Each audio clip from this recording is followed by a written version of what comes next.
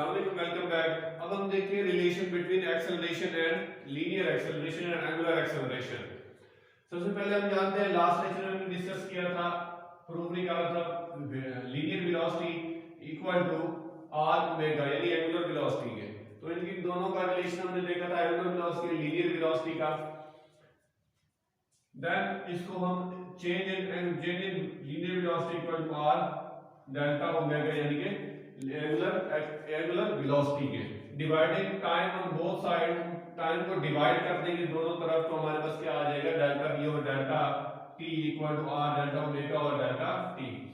Taking limit on both side, हमने both side पे अगर लिमिट ले ले तो हमारे पास क्या आ जाएगा लिमिट डेल्टा v और delta t equal to r limit delta approaches to t 0 delta omega और डेल्टा t।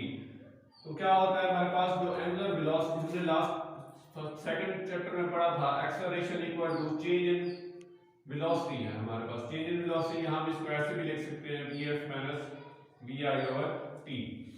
तो चेंज इन वेलोसिटी हमारे पास किसके इक्वल आ रहा है ओवर टाइम एक्सेलरेशन क्या आ रहा है लीनियर एक्सेलरेशन। और r वैसे का वैसे हमारे पास रेडियस और ये ओमेगा चेंज इन ओमेगा यानी कि ये क्या है हमारे पास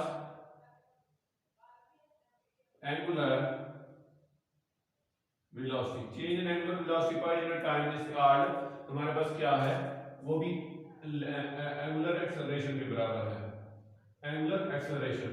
तो हमारे पास क्या आ जाएगा एंगुलर एक्सेलरेशन, इनको वेक्टर फॉर्म में लिख सकते हैं हम